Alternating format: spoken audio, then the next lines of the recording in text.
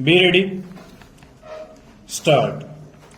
Not only did the number of committees increase, but their functions and powers were also enlarged. Stop.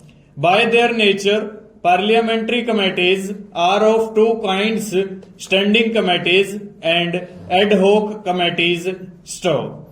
Standing committees are permanent and regular committees which are constituted from time to time in pursuance of the provisions of an act of parliament or rules of procedure and conduct of business in Lok Sabha. Stop. The work of these committees is of continuous nature. Stop. The financial committees, departmentally related standing committees, and some other committees come under the category of standing committees. Stop. Ad hoc committees are appointed for a specific purpose and they cease to exist when they finish the task assigned to them and submit a report. Stop.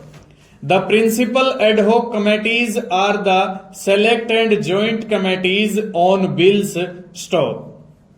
Railway Convention Committee, Joint Committee on Food Management in Parliament House Complex, etc. also come under the category of ad hoc committees. Stop. In the said document in respect of standing committees of Parliament, it has been observed standing committees are those which are periodically elected by the House or nominated by the Speaker, Lok Sabha, or the Chairman, Rajya Sabha, singly or jointly, and are permanent in nature. Stop. In terms of their functions, standing committees may be classified into two categories. Stop. One category of committees, like the departmentally related standing committees, bracket start, DRSCs, bracket close, financial committees, etc., scrutinize the functioning of the government as per their respective mandate. Stop. The other category of committees, like the Rules Committee, House Committee, Joint Committee on Salaries and Allowances, etc., deal with matters relating to the houses and members. Stop.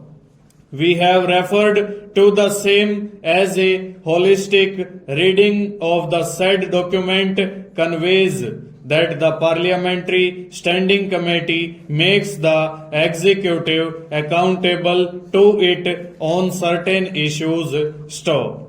As is indicated herein before, Mr. Grover, learned senior, appearing for the writ petitioners, would contend that the executive, being accountable to the Parliamentary Standing Committee, the report of the committee which is in the public domain, and hence they can be relied upon by them to buttress a fact, situation, and in any way establish it. Stop.